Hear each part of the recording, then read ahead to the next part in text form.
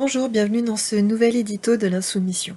Vous le constatez, ce confinement n'a rien à voir avec celui de printemps, puisque le travail est au cœur des préoccupations du gouvernement qui ne prend aucune législation coercitive quant aux conditions de travail des salariés. Peut-être d'ailleurs êtes-vous, vous, en télétravail ou alors toujours obligé de venir. Bref, ce que l'on constate, c'est que ce sont les salariés qui sont à la merci des souhaits de leurs dirigeants. Et le nouveau décret, paru cette semaine pour les personnes vulnérables, n'est pas prêt de changer la donne. Car si l'employeur juge que les précautions sanitaires sont suffisantes, alors il pourra passer outre l'avis médical. C'est symptomatique du discours équivoque qui a bien du mal à cacher la réalité des faits. Car le gouvernement et le MEDEF font d'abord le choix de la productivité sur celui de la santé.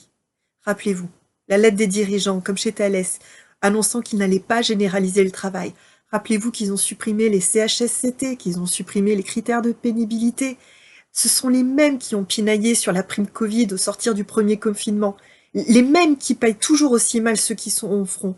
Les mêmes qui font passer le chantage à l'emploi pour du dialogue social. La protection des salariés et des travailleurs n'est pas une option.